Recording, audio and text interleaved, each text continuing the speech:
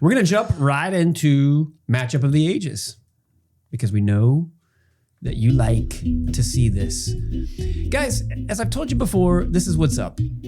I'm typically the oldest person on set. You went there. Typically, I did. Oh, man. Yeah, You that's went there. Hey, but I don't know how you have less gray hairs than me. But Keith, you're so cool, though. He looks super cool. You're super cool. He looks really good. He looks really good. The hair looks amazing. But we do old versus new. I pick an old movie, and then Cameron matches it up. Yep. And so here we go. We're going to talk about The Left Hand of God, which was made in 1955. So let's get to it. This film is set in a small American mission in rural China in 1947, which is at the time of the Chinese Civil War. And by the way, if you didn't know, that Civil War gave them communism. So that wasn't good, but that's what happened. It stars Humphrey Bogart as an American pilot, and his name was Jim Carmody. He masqueraded as a Catholic priest whose name was Father O'Shea. So what happened was Bogart crash landed in a remote China area during World War II. He gets helped by this vicious warlord named General Yang. And then one of Yang's soldiers murders a priest, the real Father O'Shea, in cold blood. Carmody adopts the dead man's identity in a bid to escape.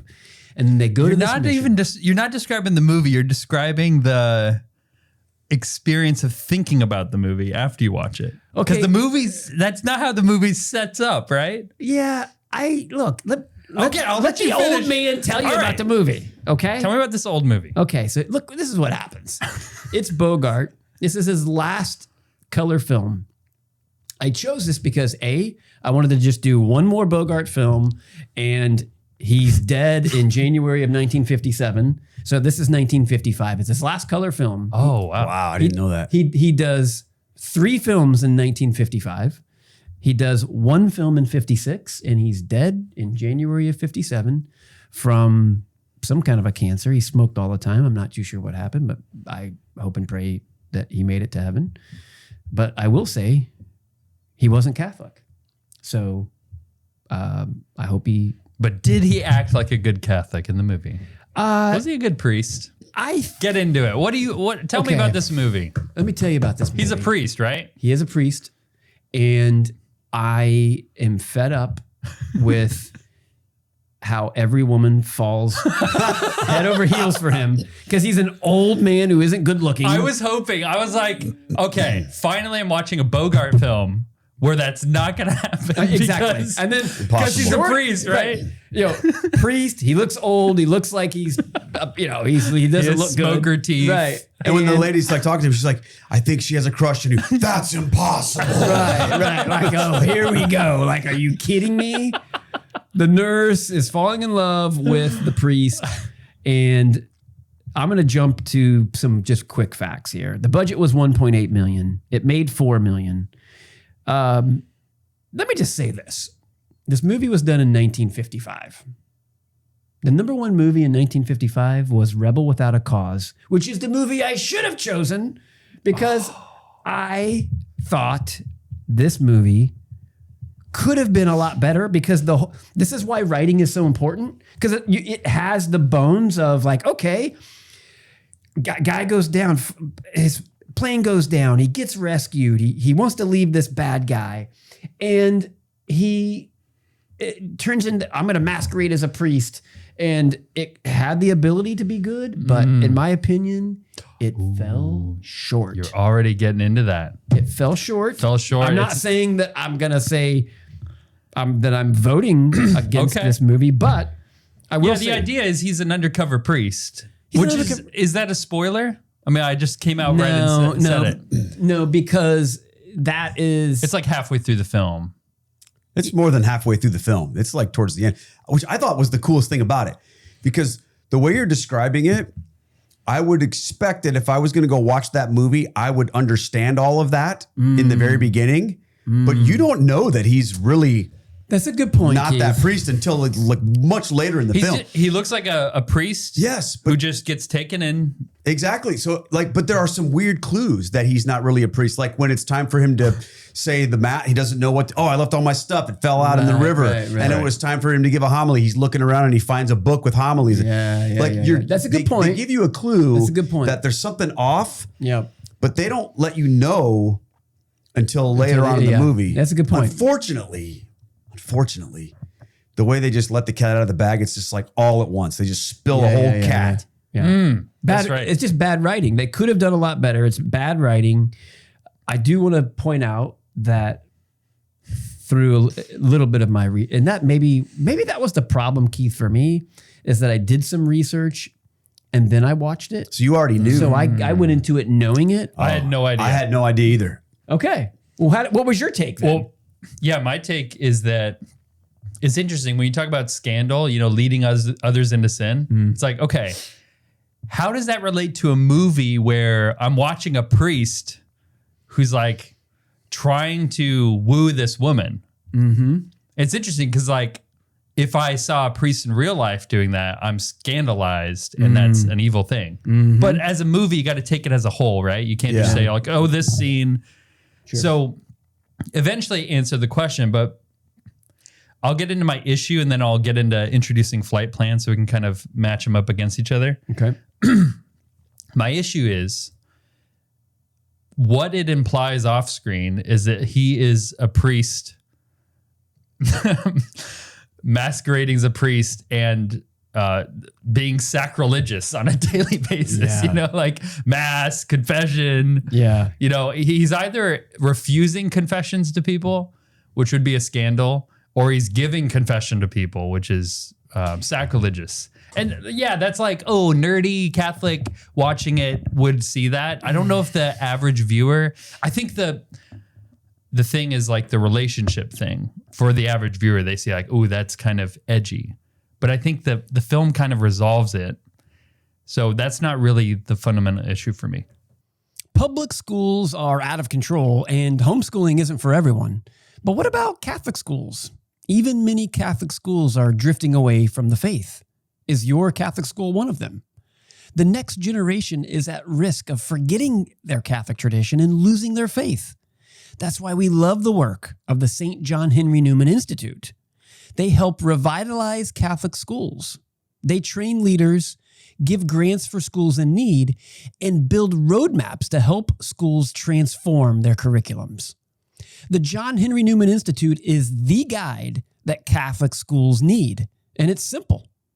At jhni.org, schools go through a simple application and assessment process and receive a tailored transformation plan so that their Catholic school can embrace tradition and teach the fullness of the faith. Whether you work at a Catholic school or just drop your child off there, make sure your school joins the John Henry Newman Institute network so that you can get peace of mind knowing that your Catholic school is really fully Catholic. Learn more and join us at jhni.org, accelerating the renewal of Catholic education. That's jhni.org, jhni.org. Flightplan. Let's talk about Flightplan. Okay, jumping into the new. Old versus new. I watched this when I was younger. And the idea is Tony picks the old movie. We see what film is equally ranked, IMDb and Rotten Tomatoes. Flightplan was one of them. And I picked it because I remember watching it when I was younger. Wanted to see if it held up. Jodie Foster is a widow, and her daughter take an international flight to bury the husband and the father. She's a engineer, part of designing this double-decker aircraft. It's like this giant aircraft. And after she falls asleep, her daughter is missing on a plane, and she can't find her daughter, and no one remembers her daughter. So it's like, is she going crazy? It's really interesting premise. Like, it's definitely of its time, like the early 2000s. It just feels like just a fun movie, right? Like, I love this premise. You know the trailer, like you can probably edit the trailer yourself. It's just very simple, compelling. And I would say it mostly holds up actually, surprisingly. There are things that don't work about it, but here's some good stuff about it. Jodie Foster, the acting is incredible. Jodie Foster is believable. Good. She's always Peter good. Sarsgaard, I haven't seen him in many things. He played the air marshal. And then Sean Bean is the pilot. And he survives. Spoiler alert. This is a film he actually lives in. Usually dies. He usually dies. And what I love about this movie is it's a mother who is facing a bunch of Karens because she wants to find her daughter. And they're like, well, you know, there's a lot of eye rolling from people who don't have kids and they don't understand what it's like to have kids. And it's just a mother searching for her daughter at its base.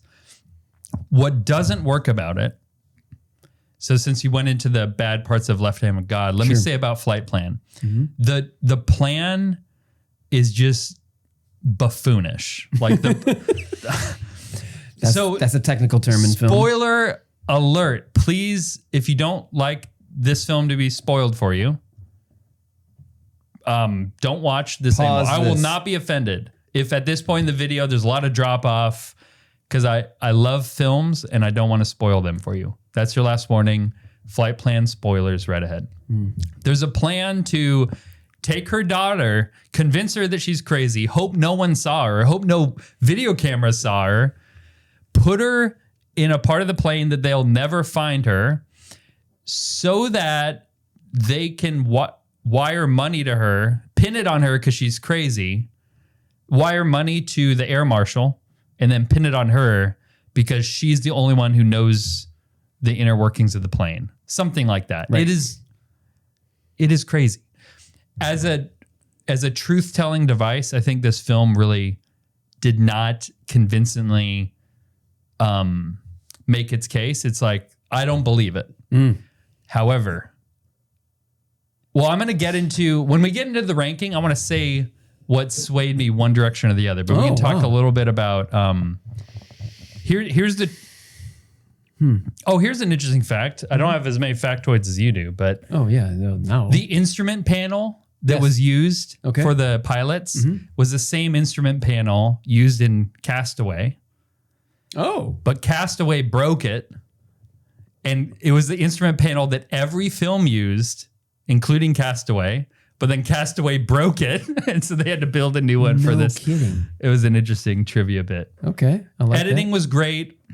I thought the vision was clear. It was like the director knew what he was doing. It's just like, I'm going to frame it like this. We're going to cut here. It took me for a ride, and I loved that part of it. And then, the plan was just a buffoonish plot. I mean, it was an intense plan. Yeah, it's an intense plan. Keith, talk to me about this. What do you think? Started off loving this movie. I'd seen it when I was younger too. Completely forgotten about it. Started off loving it. The thing I liked about it was Jodie Foster makes you feel that anxiety of a situation that is familiar to us. She's such a great actress. Losing something, losing someone. Yet at the same time, there would be this part of you that would be so sure that you're going to find this girl because you're on a plane. Yeah. So there's like this part of you that's like, don't freak out. Don't freak out. Right. She has to be somewhere, but yet she's not there. She's not there. She's not there.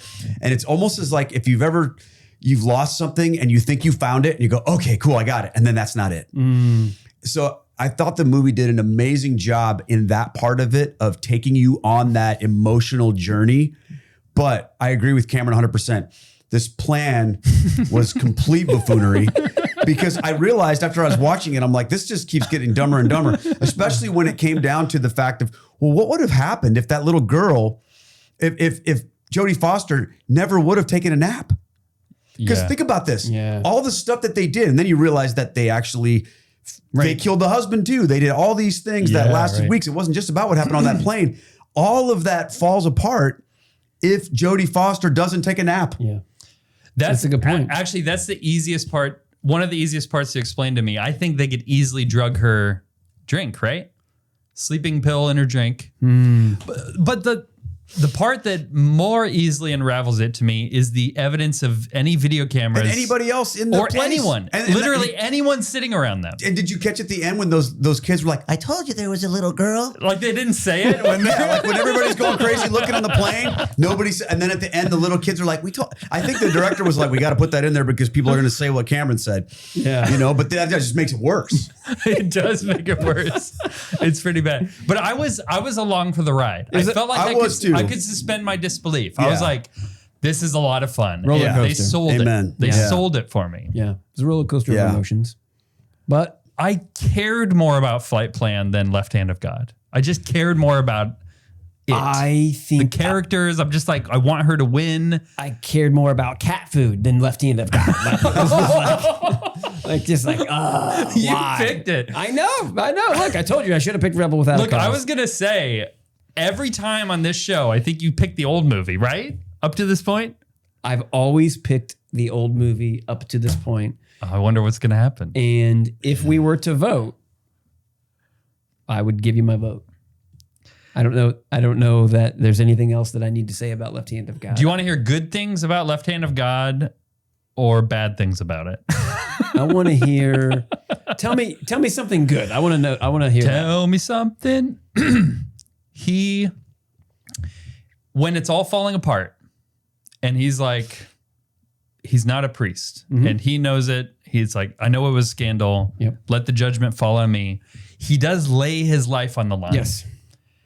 And it reminds me of the verse, charity covers a multitude of sins. Love covers a multitude of sins. Like everything you've done up to that point. Yeah. If you lay down your life for a town, like that's going to be to your benefit on Judgment Day. That was a cool. That was a great moment. thing. I just wish the manner in which they did it was better than the manner in which they did it. Well, like rolling dice or what? Yeah. That was pretty wild too. But it makes you realize when you're thinking about it, we're so jaded. We think of, we see a priest walking down the road with a girl. We think, uh-oh, Right. But then I'm thinking this movie's made in the 50s. It's going to be fine. And then, you're realizing that, okay, we're taking for granted things are going to be okay here. And then you find out later that he's not a real priest. And yet he still didn't do anything bad with this girl, which was good. That was good. So what you had to really think about was this guy was an imposter, not because he wanted to be. He wasn't trying to deceive these people for his own gain. Right. When he took on that identity of that priest, the only motivation he had was because he wanted to go home. Yeah, that's true. And so his thought process was never, hey, I think I'll become a fake Catholic priest and scam a bunch of people. Right. And, I'm going to dupe them all. Get these women to fall in love with me and do all this stuff and do all these bad things. No, he wasn't. He wasn't nefarious in his motivation at all. He was just trying to figure out, how can I get home? This guy's already dead. Yeah. This is the way I can get home. I can go pretend to be a priest long enough to catch that train, the caravan out of there. And then he just had to make the best of that situation. Totally true. But what I thought was really interesting was when the real priest showed up. And you know what they did? I mean, did that surprise you guys? That when the real priest showed up, they said, let's just keep this on the down low. Yes. Let's not expose you because it will scandalize all these people. Yeah. That kind of surprised me a little bit. I don't know what I think about that. Well, I would say that kind of made sense in that setting. It was like, okay, yeah, they actually, their reasoning made sense to me. And I appreciate your comments on that. I'm going to jump right to the vote because we're ending this segment. I need you to vote. You're the guest. You vote. Old or new, Left Hand of God or Flightplan. I'm going old. Left Hand of God. And I'm going to say this. You vote.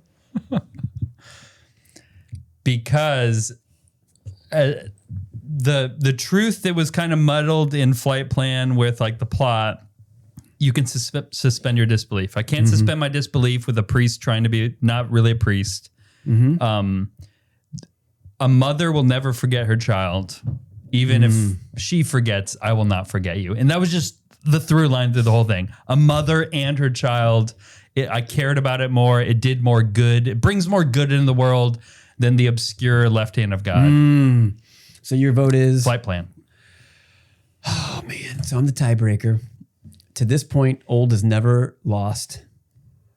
And it won't lose again. Left Hand of God. What? standard. You can't just crap on a movie for 20 minutes and say, actually, it's probably Tuesday. Keith's points were valid. My God. Keith's points were valid. Once you could frame yourself in that mindset Yeah. of this is a movie from the 50s, I'm allowing myself to look the other way when it comes to the cheesy dialogue and the Star Trek lighting on every shot. Like, I'm just going to go there and think, man, Humphrey Bogart is just so freaking cool, you know? And he made this priest, even though he wasn't a priest, like, I'm like, man, that guy was cool. Yeah. Let me say in 15 seconds some of the bad stuff about this movie that I didn't get. When the priest is dead, Yes. when the flashback, he's breathing. He's obviously breathing. The rain looks completely fake. It did look like he was breathing. He's a 1950s priest and he's praying in English in a multilingual environment. They didn't do their research. No, they should have had him in The woman says, "Oh, at your next high mass, I can be your soloist." Psalmist. Soloist. She said soloist? Soloist. Okay. Well, here's the deal. They the muffed a lot of opposite. that up. You're done with your notes. Oh my gosh. If you liked that clip, which I'm sure you did, then check out our other clips. And don't forget to go into the comments section and hype this bad boy. Don't make me get fat cardinal. Hype it now.